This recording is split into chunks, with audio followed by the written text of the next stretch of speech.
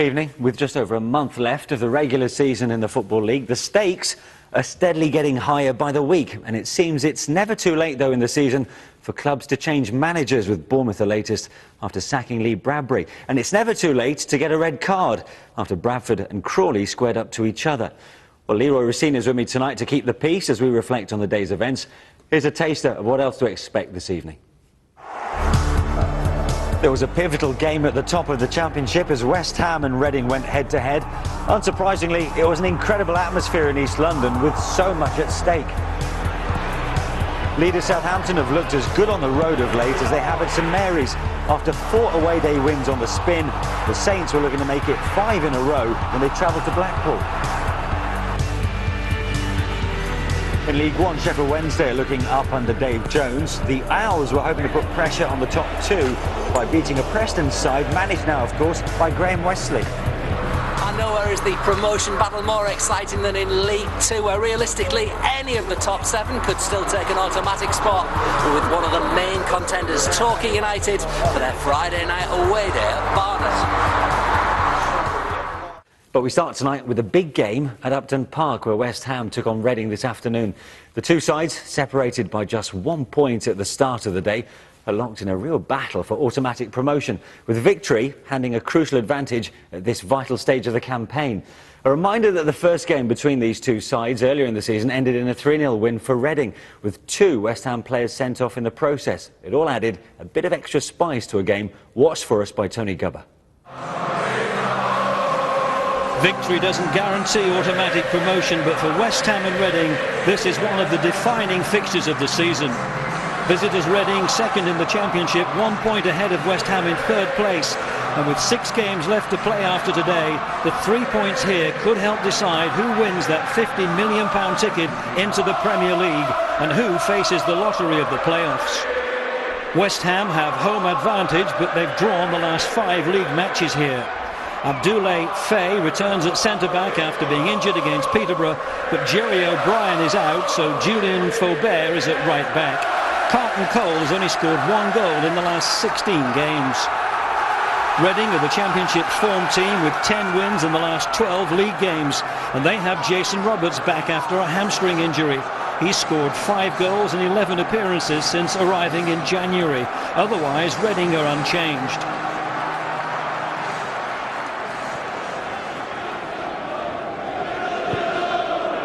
It's a long ball from the back from West Ham, a style of play that hasn't impressed some of the West Ham supporters.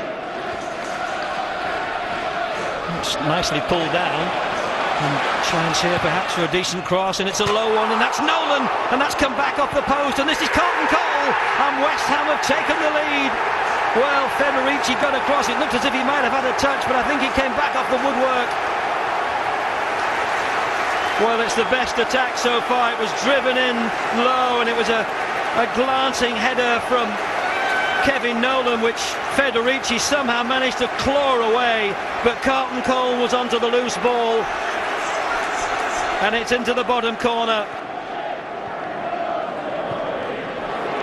Chipped forward by Karakan, and he's found Kebe into Roberts. Oh, and he's fallen to Noel Hunt. He must. Great block by Tompkins on the line to deny Reading, and here they come again.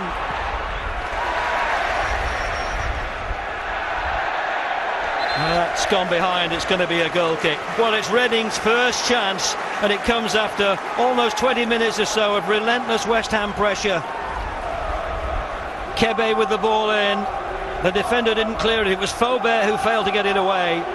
And then the effort from Noel Hunt denied by the head of Tompkins. Oh, Brian McDermott turning away in disappointment with a rueful expression.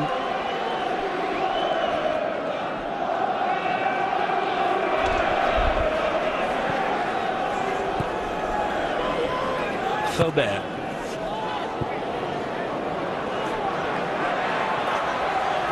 Hart just checking where everybody is, and he's given it away. Here's Bastey, slides it into Carlton Cole, who tried a clever little flick with his inside of his right heel.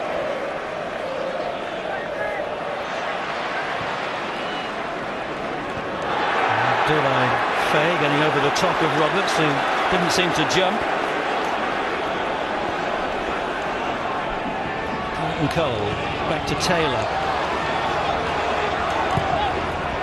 It's a very decent ball swept across goal, and Federici worried at the moment that that might be dropping in. Was that really Matthew Taylor's intention? It was ambitious if it was, and it wasn't far away. Well, he looks unconcerned. Sam Allardyce.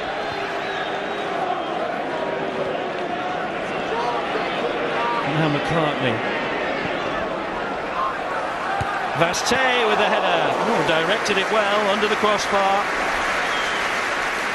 Easy enough catch for Federici. Slightly to one side, it would have been more interesting. Here's Nolan. Spread wide now to Faubert. Can West Ham get that second goal before half-time? Finds its way to Matthew Taylor, who drives it in. It came off the feet of the defender, surely. Oh, well, again, the officials have delayed and made a decision which very few in the crowd would agree with. Driven in by Matthew Taylor. Vaste was arriving. Pierce with that long ball forward, headed down by Tompkins. Shouts for handball against McAnuff. Got the shot away, but it was poorly done. Leonhardt, as ever, will take this corner for Reading into the last minutes of the half. Can they get back on level terms?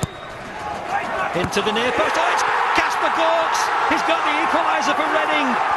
A thumping header into the top corner, holding off the challenge of Kevin Nolan.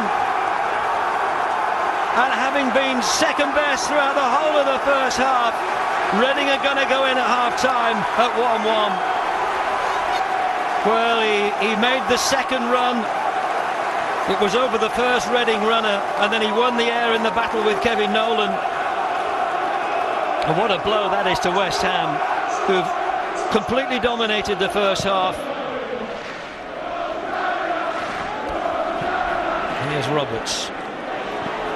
Gets the rebound off the body of Tompkins. Here's a chance for Noel Hunt. Oh, would you believe it? Reading are going to go in at half-time leading 2-1. It's unbelievable. And that came out of nothing. Well, maybe some half-hearted defending by West Ham players. And a slightly fortunate rebound off the body of Tompkins, which put the ball back in the path of Roberts. And having been second best for so long, unbelievably, Reading lead 2-1. Vaste. In by Noble. Carlton Cole trying to get underneath it, and he has. The defender slipped. That goes out off Caracan. It's going to be a corner to West Ham. The half isn't over yet. Well, we expected fireworks here this afternoon with these two, and that's what it's proving to be. Oh, and that's blocked on the line!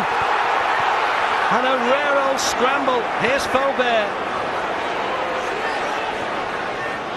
And Caracan can get this clear, but it might have been another equaliser. It could have been 2-2, but the whistle now has gone after a splendid first 45 minutes.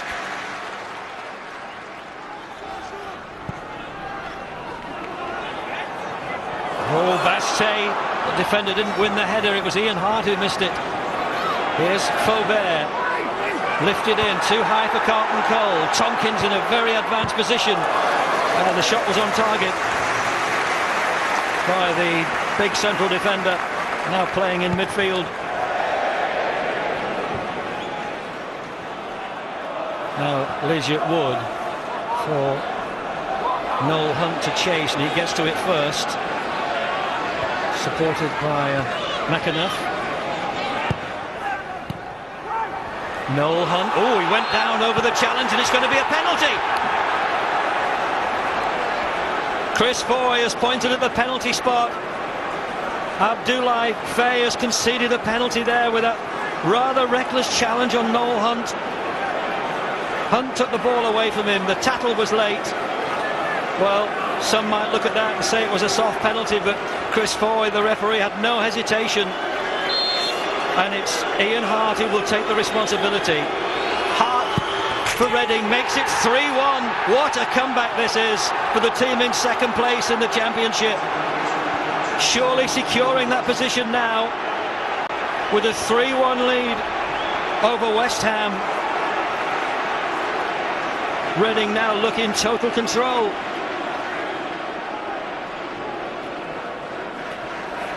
Reading have taken the free kick. Well, that's nicely struck. Well struck by Shelby McAnuff. Certainly forcing a full stretch save from Robert Green.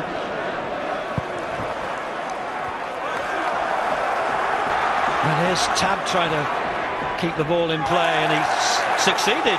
Oh, well, now here's Kebe with just one defender in front of him. Can he at least get a shot away? Kebe, whose legs were taken away from him, and in the end it was the follow-up shot from McAnuff, which has brought the save. Jimmy Kebe was the player on the break here after Tab had kept it in play with just McCartney in front of him. It was McAnuff following up who did get the shot away. Nolan lifts the ball in. Here's Faubert arriving, tries to drive it back. It's going to be a corner. West Ham are having to scrap for all the bits and pieces. West Ham know they've got to pull another goal back, give themselves a chance here. Gary O'Neill takes the corner. Vastey with a header! Oh, what a header as well! From Vastey right into the top corner. And hang on, it's not over yet. What a glorious header that was from the Portuguese player. Absolutely right into the corner, unsavable. It's still all to play for. Here's McAnuff. Into Roberts. McAnuff has lost possession. It's been intercepted by Legiot Wood. Oh, hit the heels. That's Legiot Wood. Oh, that's going to stand. Players are looking across at the linesman, but Legiot Wood has put it into the net, and Reading have re-established their 2-goal lead. Legiot Wood, who took the ball, it was slipped in there and it hit the heels of Noel Hunt. The question is, was Noel Hunt in an offside position? They thought he was. Flag didn't go up. And now, surely the 3 points are heading to Reading.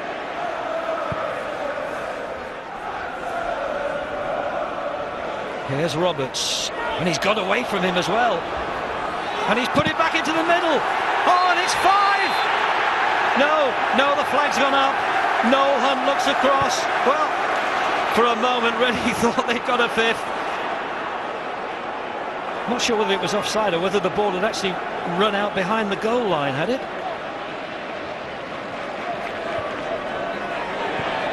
Cleared by Pearce, and now Jason Roberts. He's just got Fay in front of him. Roberts, so he's turned the wrong way, but he's still got it. Goodness me. Well, it's not over yet. Here's Robson Kanu. Plays it out wide to Ian Hart, who drives it back in, and oh, goodness me, what's happening? West Ham's defenders just seem all over the place.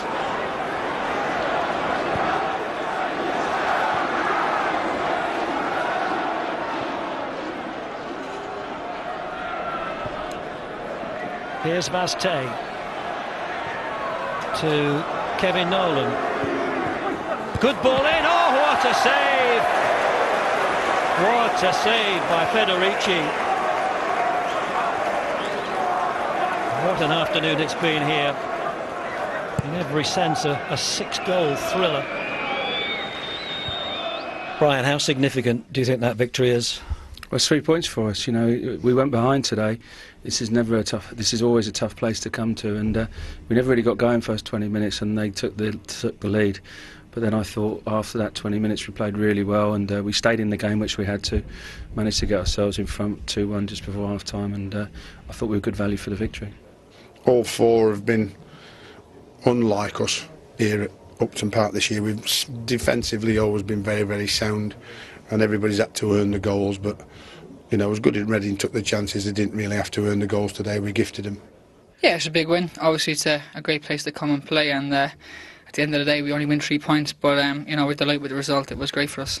Now Reading have got to slip up, we've got to win, and they're still going to be 1 point away from us with only 5 or 6 or 4 or 3 games to go, whenever it might come around. So we have to now win all 6 to stand a chance of getting automatic promotion, I think. So Sam setting out the challenge as far as his players are concerned between now and the end of the season. Needless to say, Leroy, and Reading were very good on the day itself, but especially after West Ham was so dominant for the first 40 minutes. Yeah, they certainly were. They started off very well, in total control, got their noses in front, good goal as well. But you've got to hand it to Reading because they always seem unfazed. No matter how the game's going, Brian McDermott is kind of instilled in them to keep playing and keep doing the things that get them success, and in the end they got the rewards. 5 minutes till the break. West Ham, all they needed to do was see it through to half-time, regroup maybe. But what a turnaround from Reading. And it was that man Ian Hart, you know, his delivery is absolutely spot on, and again it was a good delivery, but Kasper Gorks attacks it brilliantly, and you know, Nolan doesn't do too badly. Actually, I think he actually gets his head to it first, but Gorks is so determined that he forced it into the net, and it was a goal against the run of play slightly, but you know, not surprising from the Reading side. He's done that often this season. And here, Jason Roberts, who terrorised the 2 centre-halves in the first half. 3 minutes later. Exactly, and Noel Hunt finishes it off really well. But the reason why he's got space there to turn is because the 2 centre-halves have been bullied by him, in all honesty, and he gets the space, runs out limit, forcing Noel Hunt, and he finishes it absolutely brilliant. It's been a defining season for the Irishman, hasn't it, since Shane Long left? Well, he used to be the foil for Shane Long. He'd be the one who'd get the first ball, try and get it down. But since Jason Roberts has gone there, he's really enjoyed being the second striker, as it were, and he's played off all these bits, and he did that really well today. They were a really good partnership up front. So what about West Ham and their ambitions to finish in the top 2? A lot more difficult now. You know, you saw Sam there saying they've got to win their next 6 games. I totally agree, just to give them a chance of finishing in those top 2. But the way, you know, Southampton and Reading are going at the moment, you can't see them dropping too many points, but there's still hope. It's only 4 points. They've got to go for it and hope that they can maybe sneak in there. Well, with the leader Southampton not kicking off till a few hours later, that result meant Saints knew they'd increased their lead to 5 points with a win at Blackpool. But that was easier said than done, with Ian Holloway's side on the verge of the playoffs going into the weekend. Well, the hosts made 7 changes to the team that lost at Reading. Stephen Dobbie starting his first game since his return to the club, but Kevin Phillips missing out through injury. Nigel Adkins rested Ricky Lambert as he looked to overcome a slight groin injury. Gulli de Prado returning to the starting lineup alongside Billy Sharp in attack. Commentary from Martin Keown and Steve Wilson.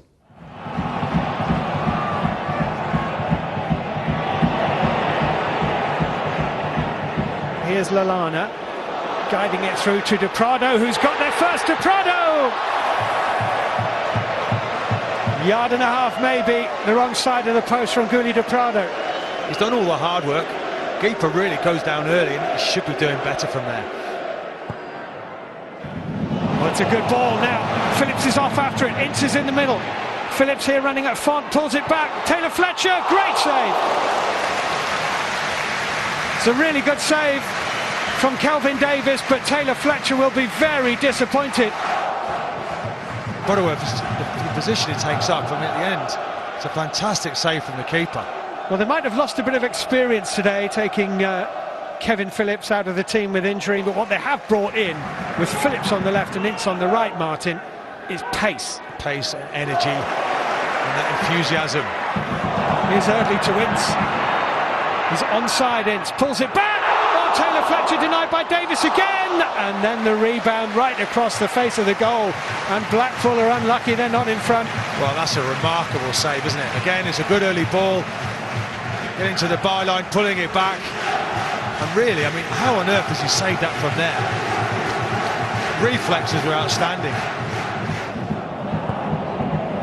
Taylor Fletcher, that's a lovely ball. Here's the pace of Ince. Phillips in the middle, Dobbie arriving. Ince onto his right foot, went near post. Davis made the save. Well, he's a box of tricks, isn't he, on this right-hand side? But again, the goalkeeper stays up, good barrier.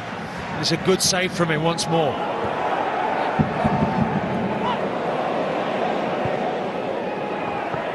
De Prado nearly onto that. Back into De Prado now, goes over, referee has a look, says penalty. Given by his assistant on the far side. Well, he sort of flashes across him, doesn't he? Fresh from 2 goals last weekend, Billy Sharp for Southampton. Saved by Jones! It's not the best of penalties. He gambles. It's almost lifted the lid off this place as well. Here's Billy Sharp. Harris forward. Taylor Fletcher. Nice little run by Taylor Fletcher. Then he goes down. Penalty. Schneiderlin on Taylor Fletcher. And wow, I mean, listen, there's no challenge made there. He's falling over before he gets to his opponent. But I mean, all credit to him, he's running, he goes through 2 challenges, and then almost just falls over as soon as he feels any contact. Dobby against Davis. 1-0. Held his nerve. He really has put that away into the corner, hasn't he? Couldn't have done much better with that.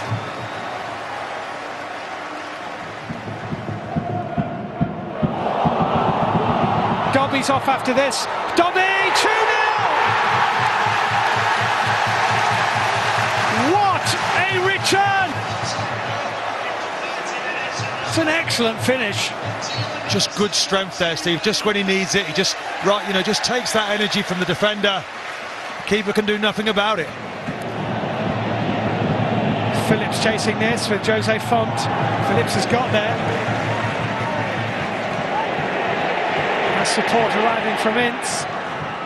Taylor Fletcher in the middle and Dobby lurking too. And Ince will be happy with that. He's won a corner.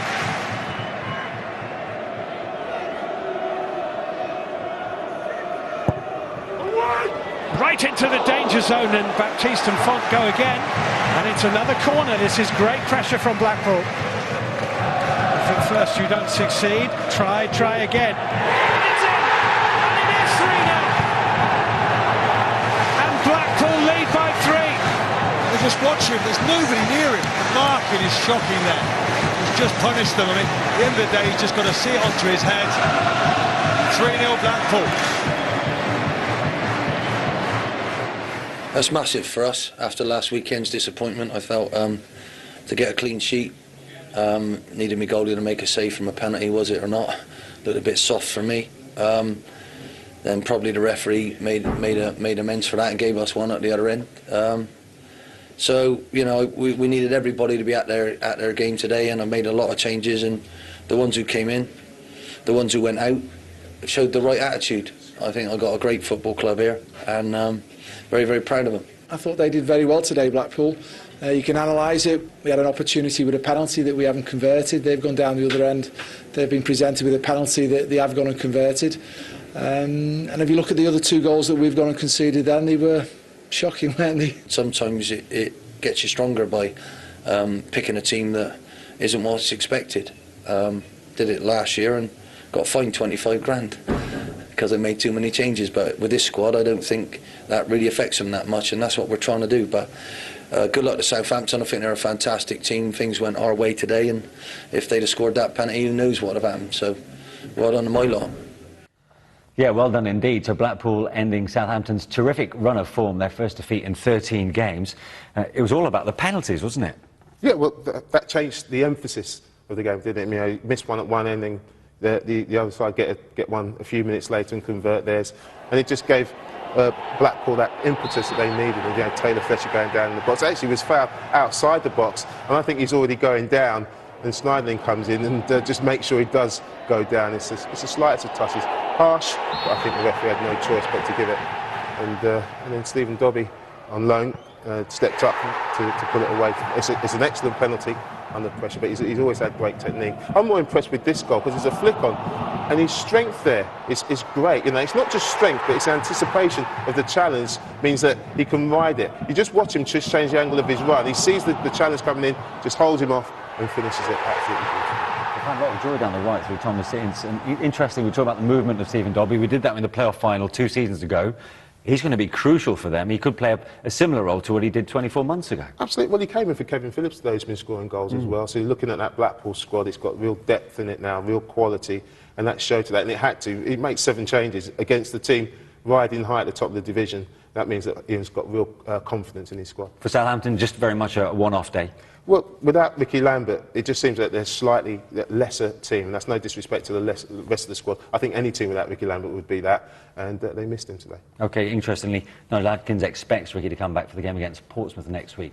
Well, let's round off the rest of the Championship then, starting with a game between 2 teams that began the day in the top 6 as Brighton took on Middlesbrough.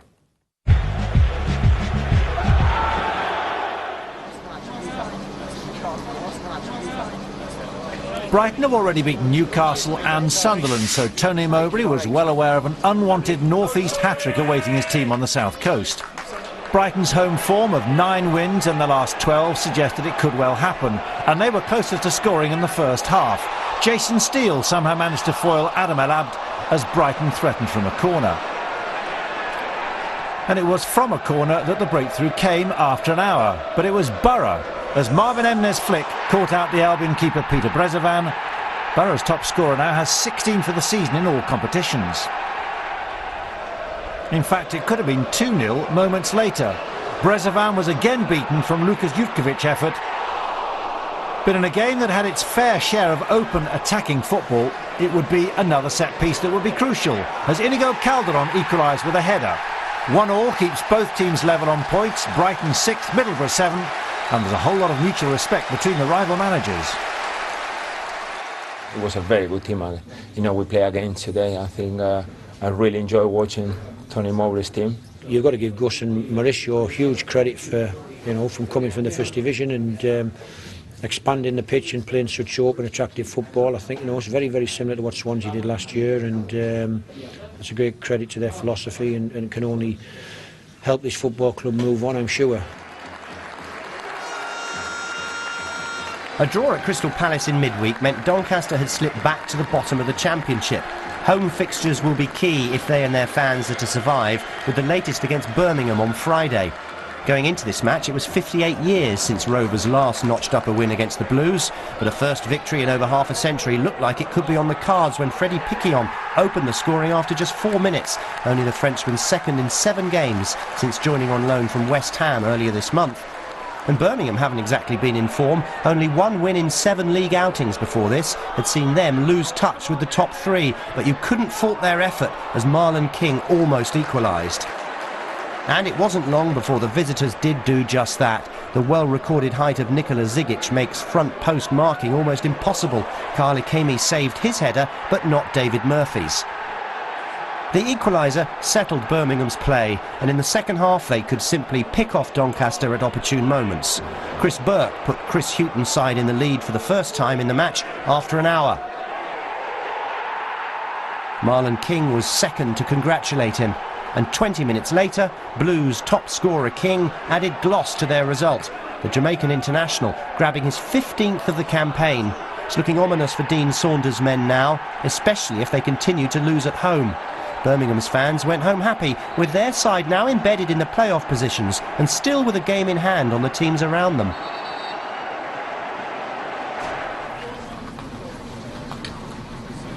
This was a match between 2 teams desperate to rediscover some form for different reasons. Kenny Jackett's side had lost 3 of the last 4 games in the league near the bottom.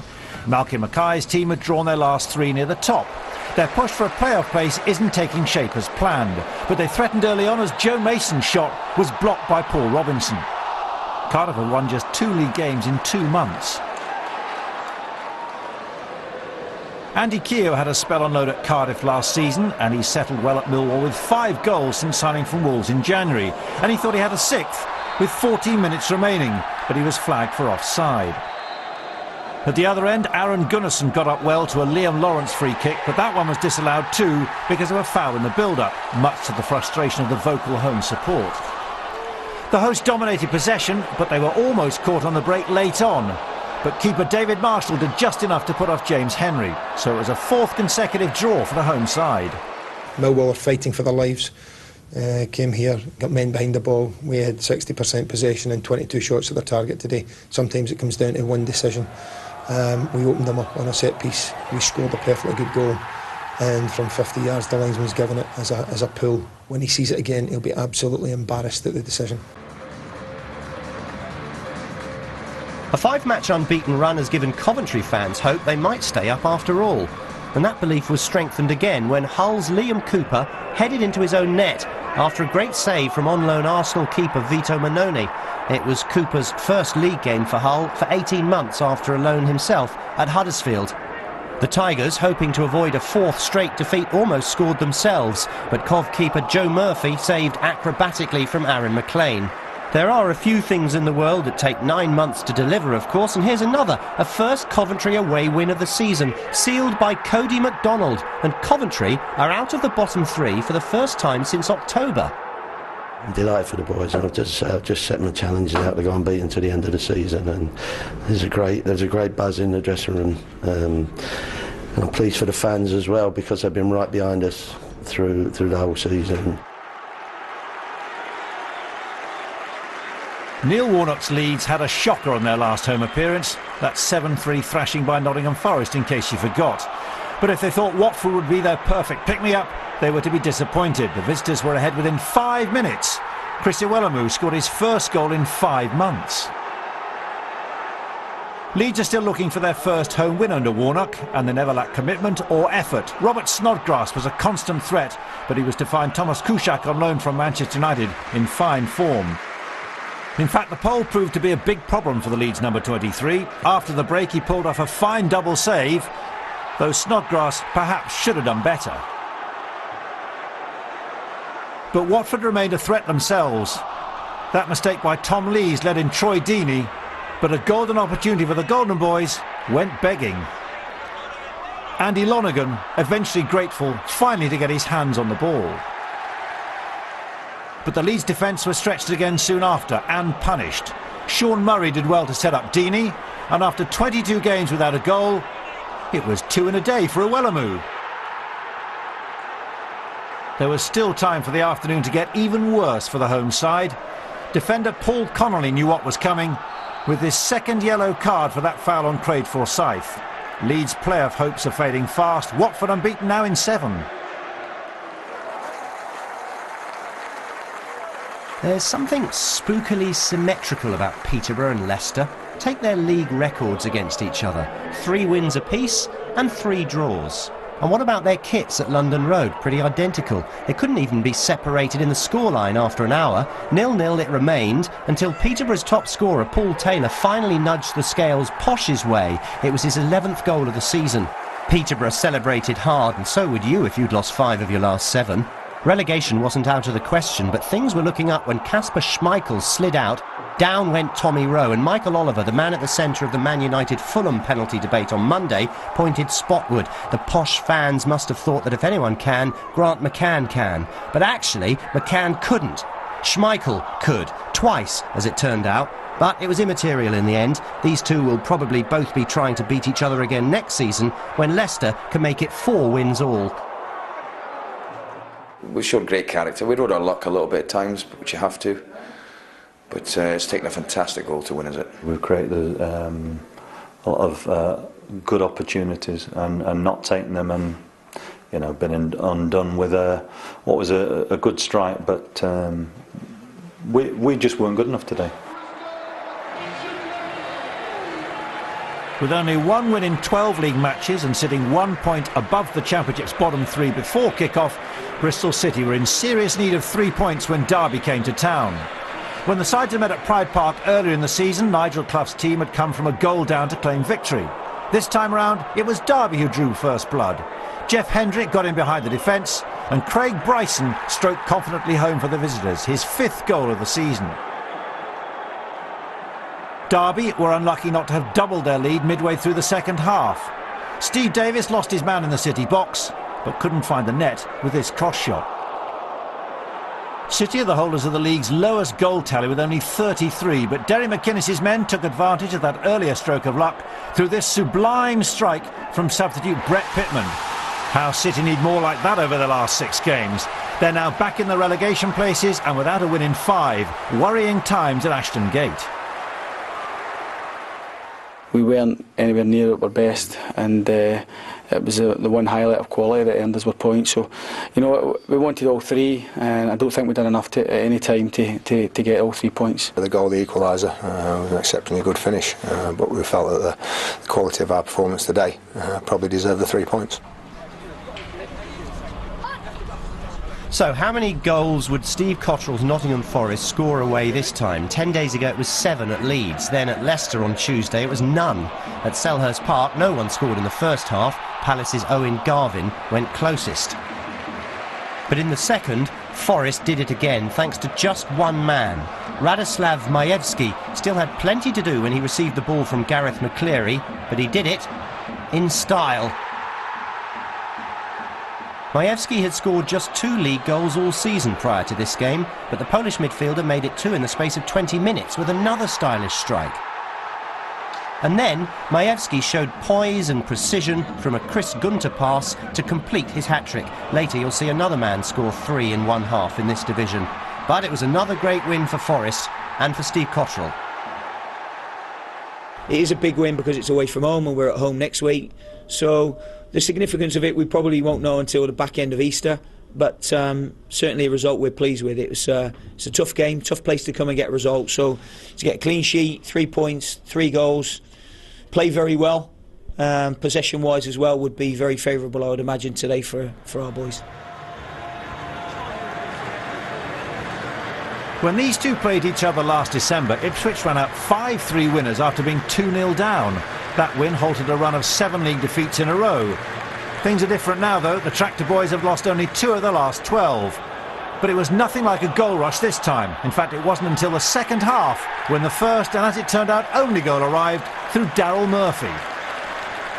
Barnsley halted their 7-match winless streak last week with victory over Peterborough, but they never really got going in this one. They were fortunate not to be 2-0 down when J. Emmanuel Thomas sundered a shot against the bar and then a second over it. That was just one of a string of chances Ipswich had to double their lead. Lee Martin could have done a lot better in this position. Opportunity rarely knocked for Barnsley, and when they did get a sight of goal, they came up against an in-form keeper in Adam Lee Barrett, like Frank Nouble did just here. In the end, 1 goal was enough for Paul Jewell's team to extend their unbeaten run at home to 8. We should have been out of sight, but credit to Barnsley, you know, they got some good players and they kept going, and we're indebted to our goalkeeper near the end to make a really good save. A much-needed win against Hull on Tuesday did a lot to lift the spirits around Fratton Park, but Portsmouth would need another win against Eddie Howe's Burnley to keep up their push for survival. Howe's a former Pompey player, but his new side hadn't won for 7 games, the longest winless streak in the division. After a quarter of an hour, though, Kieran Trippier put them ahead with his 3rd league goal of the season. Pompey have been on the receiving end of 9 1-0 defeats this season, but made sure that wouldn't be repeated almost straight away. Just 3 minutes later, Luke Varney crossed for David Norris, and Pompey were applauded off at half-time with the score at 1-1. But 2 minutes into the second half, they fell behind again. Danny Ings, who played under Howe at Bournemouth, nipping in to score his first Burnley goal. There would be 3 more in this game. With 20 minutes to go, despite protests for handball, substitute Charlie Austin made it 3-1 to Burnley with his 12th of the season. And that's how it stayed until the 93rd minute, when Pompey's Jason Pearce lost his bearings and Austin made it 4-1. To the delight of at least one shirtless travelling fan. He wasn't the only one. And to rub sea salt into Portsmouth's wounds, the humiliation still wasn't over. It's not often a second-half replacement scores a hat-trick, but Austin's name went up on that notice board when the 22-year-old former bricklayer cemented a huge win, and it had all been a cunning plan.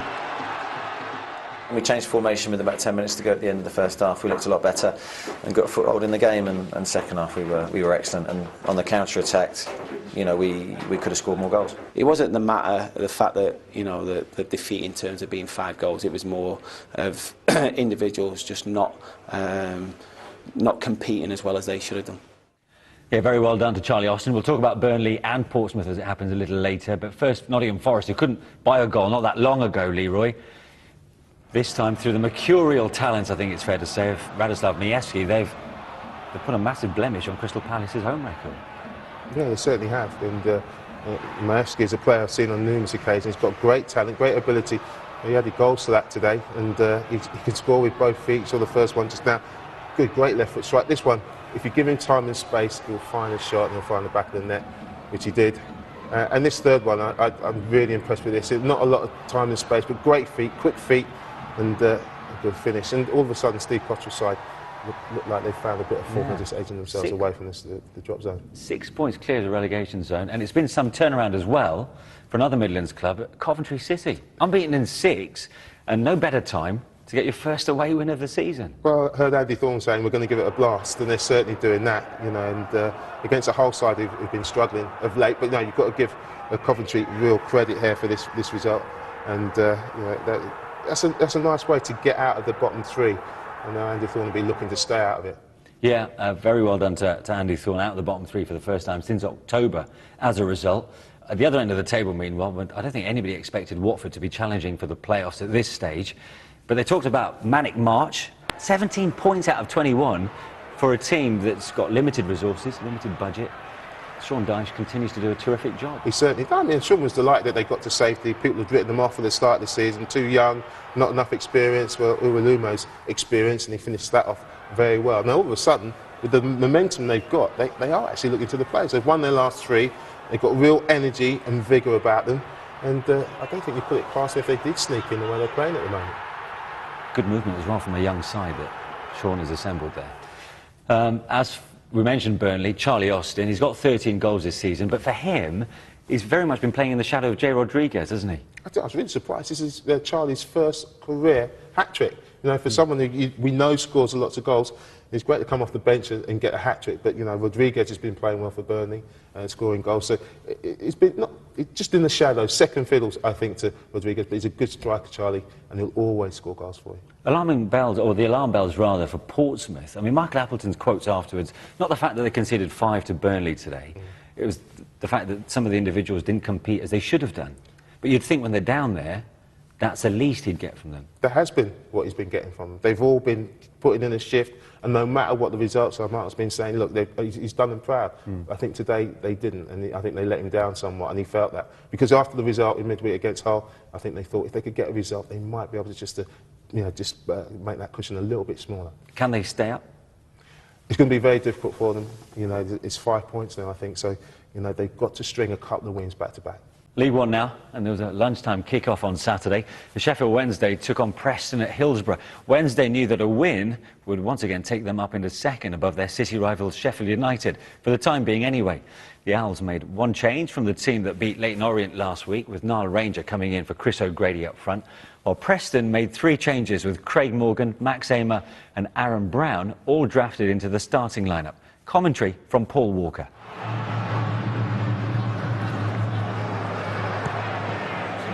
Looking for Antonio. Done really well since coming in on loan from Reading. Teeing up Jermaine Johnson. Good effort. He doesn't score simple goals, Jermaine Johnson. Knew exactly what he wanted to do. Craig Jones looking to continue his unbeaten start. Here's Antonio. Does well again. Finding Johnson once more. Here is Johnson. He'll have another go. Good save, Stuckman. Preston managing to keep Wednesday at bay. Must have seen that late, the goalkeeper. Graham Wesley's side holding firm.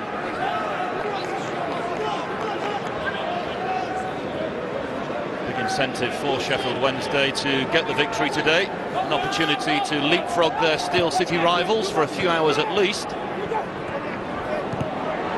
Challenge goes in from Ranger. Now Johnson. Lines takes over. Here's Medine. Possibilities here. Oh, what a goal, Gary Medine.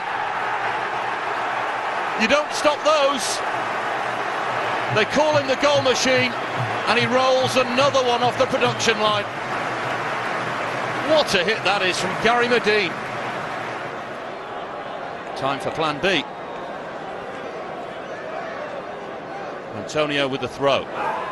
Huge one as well. Medine, 2-0. It's his 17th goal of the campaign.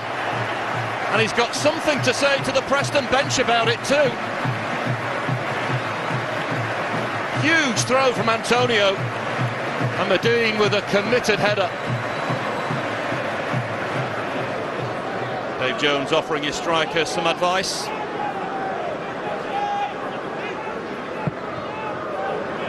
Water with the kick. And now Medine's in again. So close to his third. He'll feel he should have done better with that. Just couldn't keep it down. And let's off for Preston. Second half was a vast improvement. Got it down, higher tempo, and created a lot more chances, and it's nice just to get the 3 points, and that's what it's all about. It was reported from their dugout that 4 players at our club reported our starting lineup to them yesterday. You know, when you've got 35 plus players at the club, and some of them are disaffected with, you know, things in general, when the club's been losing 1-2 points in 9 games without Mella before my arrival, you know, when losing ways are in there, it takes time to knock them out. Obviously, you know, a club working against itself is no way to go forward. So, you know, day by day, step by step, issue by issue, you have to drive forward. We've taken 5 from 7, we've taken 7 from 7, we're going in the right direction. It's slower than everyone would want, but as I say, if you've got, you know, people even within your own camp working against you, it makes it tough. With their cross-city rivals Wednesday winning earlier in the day, Sheffield United needed at least a point to return to the automatic promotion places. And it was a long wait for the leading scorers in the country before their talisman found his mark. 11 minutes from time, Ched Evans was awarded a penalty when the assistant referee felt he'd been impeded by Sam Collins. Evans duly obliged on the spot with his 31st of the season. The Blades almost had to settle for a draw when Adam Boyd went agonisingly close from distance. But they were helped in their return to second place late on when Peter Hartley took his manager Neil Cooper's pre-match rallying call to make your mark too literally. He was shown a second yellow as the afternoon ended early for him and in defeat for Hartlepool.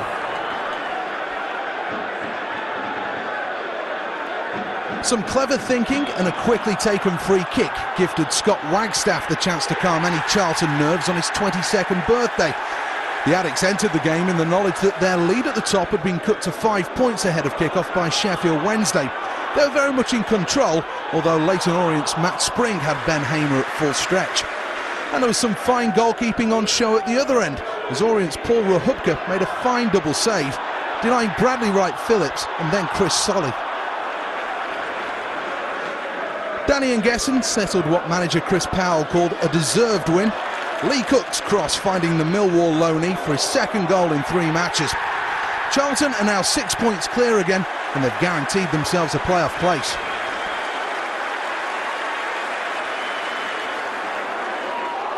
Having toppled the leaders a week ago, another tough assignment for Huddersfield, up against a Carlisle side who themselves are firmly in the promotion picture. The home side should and could have been in charge by the break. Liam Noble a whisker away from opening the scoring. A let-off for the Yorkshire club, who are off the pace in the first half and were a goal down just after it. The approach play that led to James Berrett's opener, a reflection of a side full of confidence. Berrett getting on the end of Frank Simek's cross to leave his former club in trouble. Huddersfield have drawn more games away from home than anyone else and appeared to be on course to share the points again when Alan Lee crossed for Lee Novak. His 14th of the campaign, 10 minutes from time, threatened to extend their unbeaten run to 9 matches. A sequence that should have been stretched in winning fashion just moments later.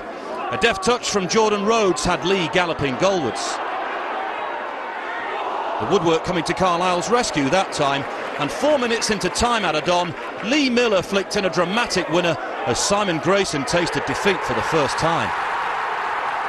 Today is a real big performance against a club that has, you know, they've got massive revenue compared to us, and you've got to be proud as a manager to be in charge of that and see the way the guys have, you know, given everything they've got, and you can't ask any more.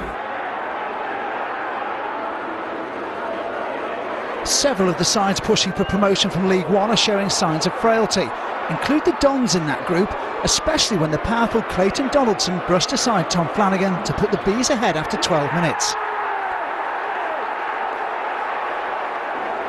Brentford's slim playoff hopes were enhanced before the half hour when they ensured a third straight win for the first time under manager Uwe Rosler. Jonathan Douglas adding the second with a stunning drive. The Dons managed a late rally in an attempt to rescue the game. Sean Williams' second penalty of the week had them back in it after Charlie McDonald was tripped by Carly Osborne. After scoring, Williams may have needed a little encouragement to believe there was enough time to find an equaliser. And find it they almost did when Jabo Ibire struck the woodwork. But rare back-to-back defeats for the Dons means they have a bit of work to do to secure a playoff berth.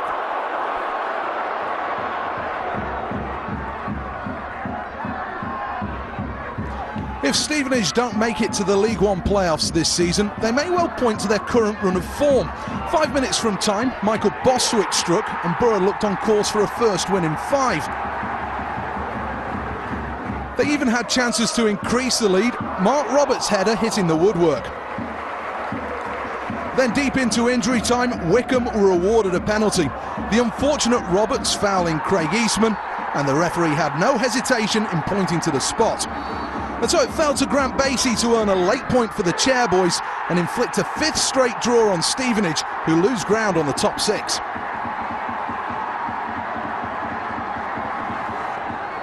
After a blistering start to his reign as manager, Keith Curle's Notts County have gone off the boil recently.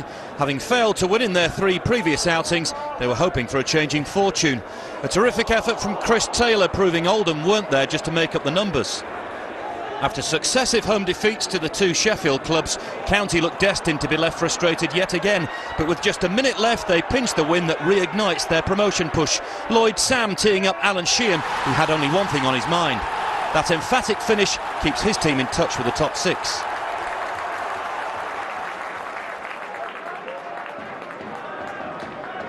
Relegation seems inevitable for Exeter, but manager Paul Tisdale believes the club has a bright future.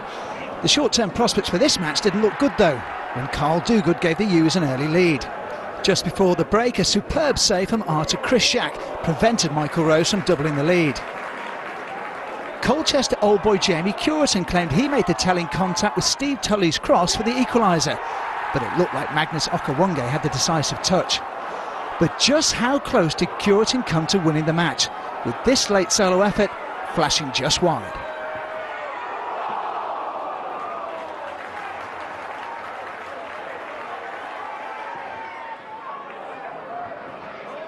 After sacking Lee Bradbury, Paul Groves has been placed in temporary charge of Bournemouth till the end of the season, and having started with a midweek draw against Stevenage, he watched the Cherry side create plenty of chances against Yeovil. Sean Cooper's effort nearly surprising Sam Walker, who was in inspired form. At the other end, Lawson Dath's header forced a goal line clearance from Steve Cook to keep the scores level. The South Coast side pushed hard for a winner, but were foiled by Chelsea loanee Walker, who needed all of his 6'6" frame to deny Wes Fogden and help his side earn a valuable point. Friends reunited at Gig Lane as Richie Barker locked horns with Ronnie Moore. The young Bury boss had the upper hand on the man who he once played for when Effie Soji headed the Shakers into the lead against Tranmere. That goal broke the deadlock midway through the second half, and just 5 minutes later, some terrific hold-up play from Andy Bishop opened the door for Giles Coke. The Sheffield Wednesday loanee keeping his cool to put Bury on track for their first win in 14 matches.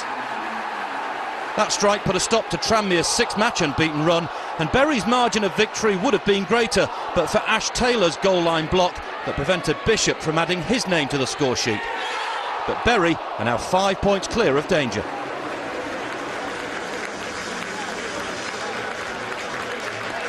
How many Spirites would swap silverware for a prolonged stay in League One? Ahead of the club's first home game since winning at Wembley, it was hoped the Johnson's Paint Trophy would spur them on to a vital victory. It appeared to have the desired effect when top scorer Craig Westcar put John Sheridan's side ahead. But within 7 minutes, Scunthorpe had equalised. Chesterfield failed to deal with Everton loanee Conor McAleny. He eventually picked out Jordan Robertson, who applied a smart finish. With 3 goals out of the hour mark, the Iron avoided a club record equalling 6 successive draws. This time Robertson turned provider in a slip move rounded off by Josh Walker. The Spireites never recovered. Once again they failed to clear their lines, and once again Robertson punished them with a cracker.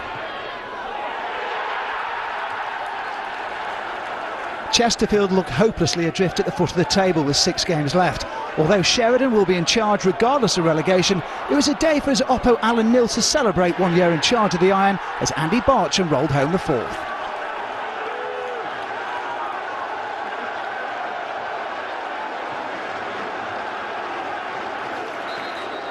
Both sides went into this game knowing that the winners at Spotland would take a giant stride towards preserving their League One status. Walsall seized the initiative and were rewarded when Emmanuel Ledesma opened the scoring. And they took total control when 10 minutes later Ledesma's free kick caused confusion and Joe Widdowson was given the dubious credit of the own goal. Whatever Rochdale manager John Coleman said at the break, it worked as the home side began their fight back. Jean-Louis Akpa-Akpro stabbing home. Dale continued to press and probe and were given the chance to level from the spot after Jason Kennedy was upended by Matt Sadler. Michael Symes took the responsibility and converted the penalty with the minimum of fuss. The home side had the bit between their teeth and they continued to push for a winner. Deep into stoppage time they were rewarded. Akpa-Akpro's volley seemingly securing 3 valuable points for Rochdale. But there was to be one final twist in this game. Straight from the kick-off, the Saddlers had one last attack. Andy Butler heading home to complete a dramatic game as the team shared 6 goals and the points. Yeah, dramatic end to that game at Spotland, but a point not great for either Rochdale or Walsall at this stage of the season. It's fair to say, Leroy, I mean, we've got some terrific goal scorers in this division, haven't we, in League One? We've got Bradley Wright-Phillips, Jordan Rhodes, Ched Evans. You've got to now put Gary Medine in that bracket. 17 for him now, helping Sheffield Wednesday to their 23rd league win of the season. Well, he was a great signing from Carlisle. You could see his potential. And this one, he hits it firm. I think the keeper would be slightly disappointed that he's gone through his near post, but it's just the pure power that beats him. But this goal is what Medine is all about. He's a big striker, good in the air, and he's always just aware of what's happening around him, so he guides that into the corner beautifully for his second goal. Now, we heard from Graham Wesley a little earlier, and there is confusion regarding what's happening at Preston. He's alleging, of course, that some of the Preston players leaked the team news to Sheffield Wednesday before the game on Saturday, or whether or not it was a wind-up from the Wednesday bench. Either way, it highlights that there is a lack of trust between some players at the club and Graham Wesley. Well, either way, it's a disgrace. If players are going out there, giving the team away, it's making... If that is true. If that's true, it's undermining everything that Graham's trying to achieve there. Whether they like his methods or not, they're professionals and they've got to get on with it. And if at the end of the season they don't like it, then they can move on. But, I don't like to hear that. If it is a wind-up, that's even worse from my point of view. It should be something that any other side should be getting involved in. But this can only get worse. I mean, how can they go about repairing this relationship? Well, it can only get worse, and the thing is, the Preston need to pick up points between now and the end of the season to secure their league status. How's he going to do that with players who he doesn't trust, players who maybe don't want to play for him? It's very, very difficult. But if he's going to root it out, I wouldn't wait till the end of the season. If I was Graham, I'd try and do it now and try and get them out now so they can move forward with a group, even if it's a smaller group, who are behind him. Well, one place where the news is certainly more positive is at Carlisle United. Unbeaten at Brunton Park now in 16, and their playoff push continues. Just goes to show that there's such a feel-good factor at this football club. I mean, they took 600 fans down to MK Dons midweek on a Tuesday night, albeit with a special offer with the tickets, but that shows you what's going on there. Well, Greg Abbott's done a terrific job. Lee Miller got the goal, a free transfer from Bay. He's done it with lots of loans, and he's taken them to 2 Wembley finals. So they've got a lot to be travelling for, and they're happy to do the distance, and they're in the playoffs, and they're doing well. And I'm really pleased with Greg Abbott because he works so hard and doesn't get the accolades that he deserves. And a long overdue win for Bury against Tranmere, who've been in a great runner for. Well, a massive relief for Richie Barker and his team. I think that's one win in 14 now. Giles Cope comes up with a winner now. And when you go on that run, you think, well, when's the next 3 points going to come from? But they've got it, and it's come at an important time because they were slipping into that bottom 4. And it's just given a little bit of leeway now to move forward and just string some results together. Into League Two now, where it's safe to say the week has been dominated by the incredible scenes at the end of Bradford's game with Crawley Town midweek. Both clubs have been charged by the FA after 5 players were sent off after a mass brawl broke out. It remains to be seen what punishment will be handed down to the two clubs. But with League Two gearing up for a thrilling finish, thankfully the focus has shifted back to the football. And it started on Friday night when Clem joined second-place Torquay for yet another long-distance away trip, this time at Barnet.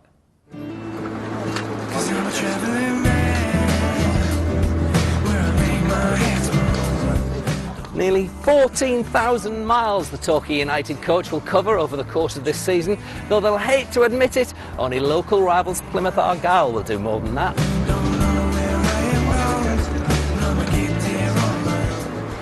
Of course, they might have been doing the rounds in League One had last year's playoff final gone their way. Then 48 hours after their defeat to Stevenage, manager Paul Buckle departed, followed by several key players. But it would appear that the good times are back at Torquay United.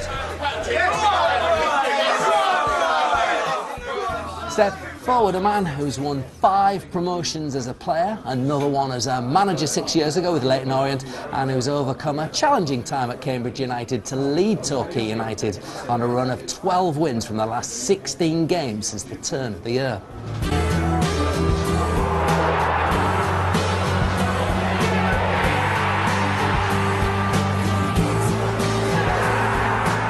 The boys are absolutely buzzing, aren't they? There's plenty of banter. That's always a good sign that the dressing room's in a good place. And you know, they're quietly confident of what they've been doing. But there's a good team spirit. We've not used a lot of players this year, which I think helps. All right. JLS over there. I was just talking about our pop star over there. Anyhow, he's never been camera shy. I've obviously been on Dating in the Dark, and thinks he's the next member of JLS over there, singing all the time and that. Make sure you get him in. He'll love this, to be fair. This is my life, traveling where I lay my head. Since I've been with Torquay, everything has been up and down. I mean, we've been relegated, we've been promoted, we've been near enough in a dogfight as well. And well, at the moment we're on two seasons now, we're in the playoffs. Did you hold a New Year's Eve party and put something special in their drinks? Because, mate, since the turn of the year, the form has just been unbelievable. I'd like to say we did, but no, 2012 has been unbelievable, successful. I've never been on any run like this, even in I think the 5 times of promotion as a player. Excuse me? We're required to have lunch boxes. Gotta do what you gotta do. You got that big bag. I know we go on about it with you and Plymouth and the distances, but you must have to factor it in. Yeah, it does have to factor in. I mean, you're talking about 5 hours today to here. You know, I mean, you left at 9 o'clock this morning, get here at 2 o'clock. Yeah, it comes into it. 19 overnights out of the 23 trips. Yeah, it definitely plays a part, and you've got to make sure there's enough recovery time for the players.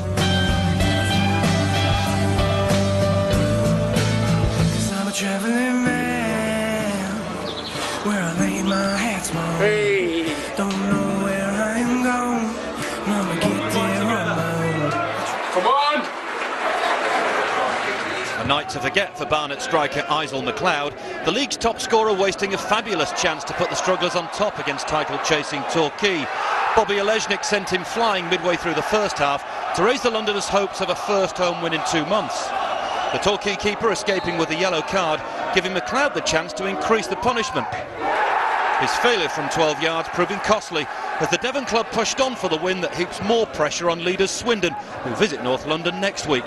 4 minutes into the second half, Danny Stevens pounced on a defensive slip and finished superbly. That put Martin Ling's men on course to match a club record of 11 away wins in 1 season. But it wasn't long before McLeod had the chance to make amends for his earlier miss. Having been put clean through, he failed with the finish. Instead, they were left nursing a defeat that leaves them perilously close to trouble. Dean Brill denied Nathaniel Rowe Turner to prevent further damage being done, but Torquay march on. Come on! Joe, get the sandwiches out, lad. Second half. Just listening. Obviously, he spoke again at half time without screaming about our quality, what we're about. It's better second half. Tell you what was better is Brian and Mark and their front two. They're an handful. Well done, Sarzi. Well done, Mark, because from the first up they were giving the run around, but you come up and answer the questions. Well done, the two fullbacks, nice and narrow. Great finish then.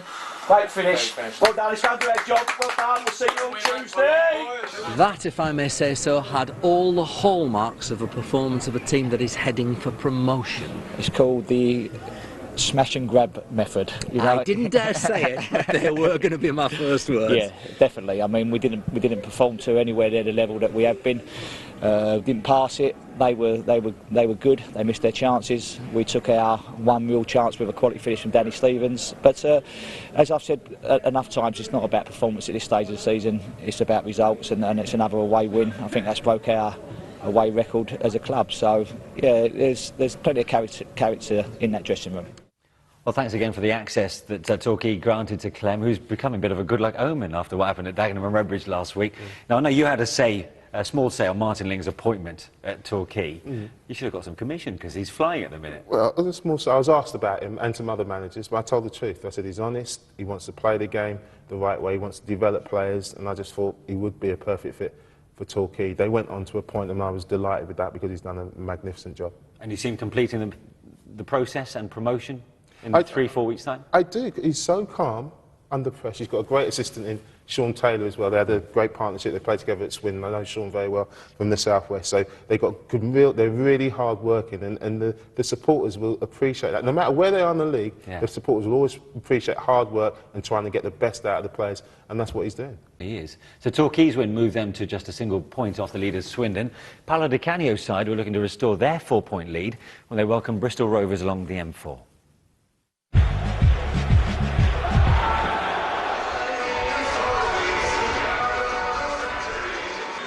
Paolo Di Canio called his Swindon players lions after their pursuit of a 12th straight home league win. But it didn't transpire against their resilient local rivals, who were helped by Town's wayward finishing. After the disappointment to the Johnson's Paint Trophy final, the closest they came to a morale-boosting victory was before the break, but Alan Connell could only hit the bar. Try as they might, the Robins could not break keeper Scott Bevan in the Rovers' goal, even when substitute Paul Benson went close with a diving header. So, a frustrating day for Swindon, who, having had the lion's share of this stalemate, are still kings of the League Two jungle.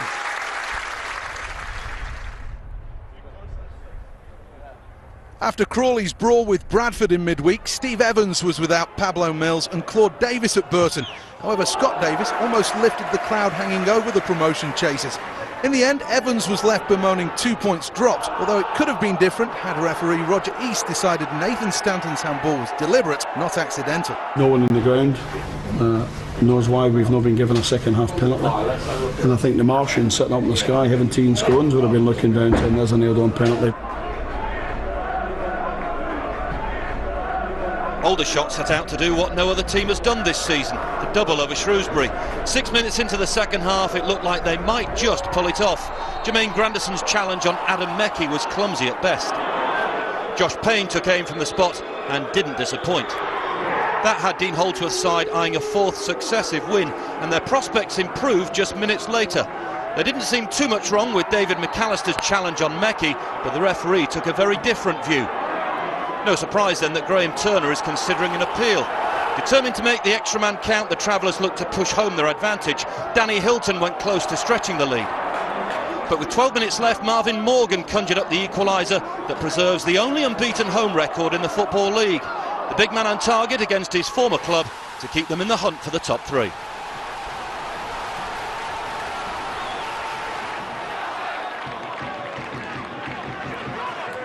If the Shrimpers fans came to see the return of their hero Freddie Eastwood, they didn't leave Roots Hall disappointed.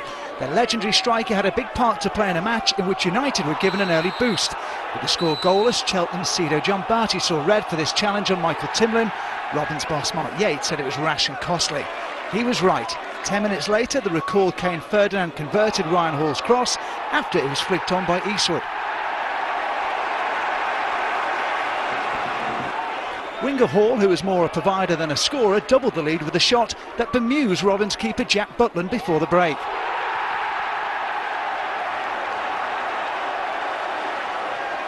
Then the moment the fans wanted. Eastwood, on loan from Coventry City, crowned his return home with a goal. Although the Robins captain Alan Bennett did his best to spoil the script, Butland fluffed his lines again to ensure Eastwood took centre stage. In total control at 3-0, the hosts were confidently stroking the ball about and in no mood to go easy on the hapless Butland. Bilal Mosni's daisy cutter embarrassing the keeper once again to ensure a comprehensive win for Southend against a promotion rival. People will say 10 men all of a sudden changed the game. You know, in the end I think we were very competent when it was 11 versus 11. I do feel we would have went on to win the game as well. Oxford's faint hopes of automatic promotion were dealt a blow as a clinical Morecambe side claimed the points at the Kassam. The game exploded into life. 3 minutes in, Danny Carlton picked out Craig Curran, who opened the scoring. With the Shrimp celebrations barely over, the game was level. Barry Roach parried Asa Hall's shot and Scott Rendell was first to react. Morecambe claimed the point 16 minutes from time, Stuart Drummond heading home the winner. So plenty to celebrate unless you're Danny Carlton, who got an elbow in the eye for his trouble.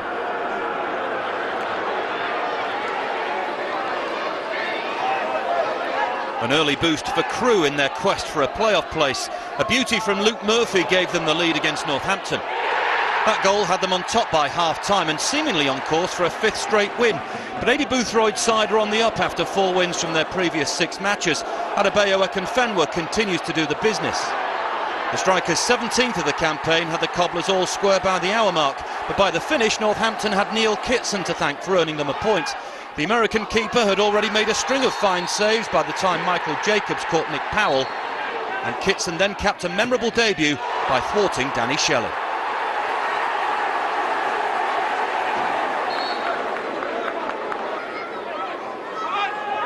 Could Gillingham rekindle their playoff hopes after managing just 1 win in 5 games?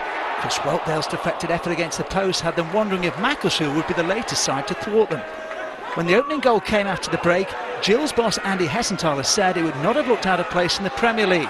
He was just as delighted by Matt Fish applying the finish after the defender had come in for recent criticism. Keeper Paolo Gazzaniga preserved the lead with a flying stop from Matt Smith's head before Gillingham went on to seal the points and lead the Siltmen in the drop zone. It was another flowing move, this time orchestrated by Danny Cadwell. He released substitute Danny Spiller, who raced away before delivering the cross for Whelpdale to bravely head home the second.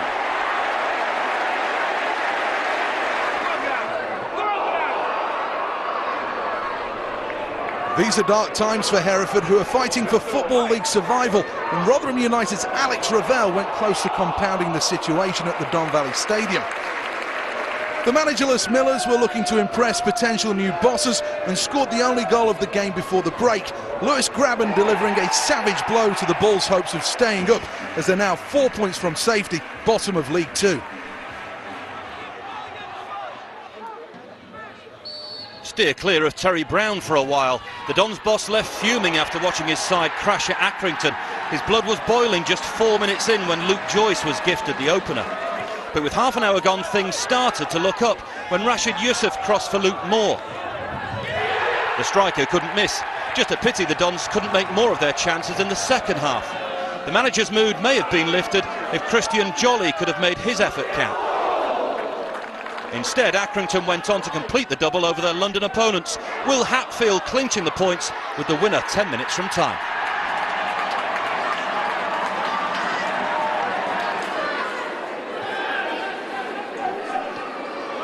Both sides needed the points to ease their relegation fears, but the Daggers were the more desperate, having started the day narrowly above the drop zone.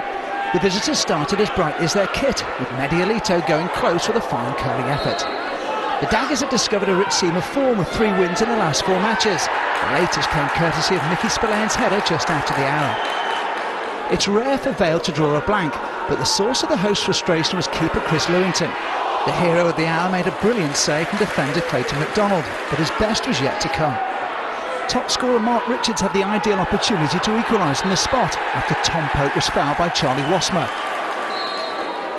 But not only did Lewington save the penalty, he followed it up with 2 more blocks to ensure a vital victory.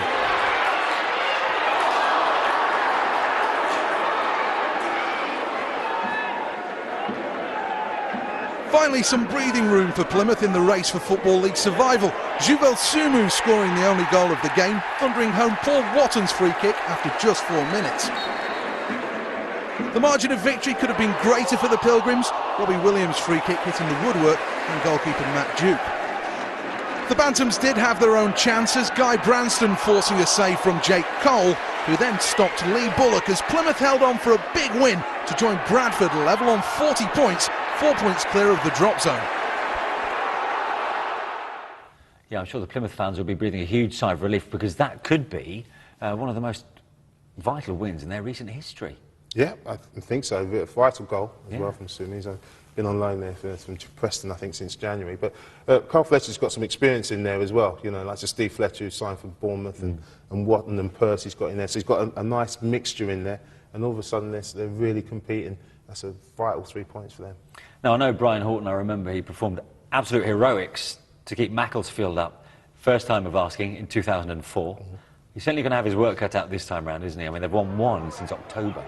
Yeah, and I think there's only a couple of positives. They've only won one, as you said, in 5 months, and they're only a few points away from safety still. But the other positive is Brian Horton, his experience and his enthusiasm, and he knows the club as well. You know, Gary Simpson did a decent job in really difficult circumstances over the last couple of years, obviously. And it was sad to see him go. But Brian knows the club, and he's got that experience, might just help him get out of trouble. One team on the up, however, Dagenham and Redbridge. I mean, they've turned things around terrifically. Well, John Still, he's had a tough couple of seasons, since they got promoted.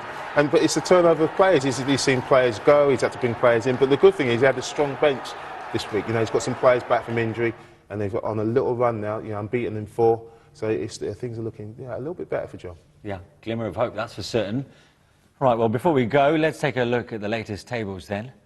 In NPAL League 2, Torquay have closed the gap on Swindon to 2 points after the Robins were held at home by Bristol Rovers. Southend were the only other side in the top 7 to win over the weekend. Hereford and Macclesfield are both looking in trouble after both lost without scoring. There was a valuable 3 points for Plymouth as they draw level on points with Bradford, and Dagenham have now climbed up to 19th with another win. The top 3 in League 1 all won and move further clear of Huddersfield and MK Dons, who both lost.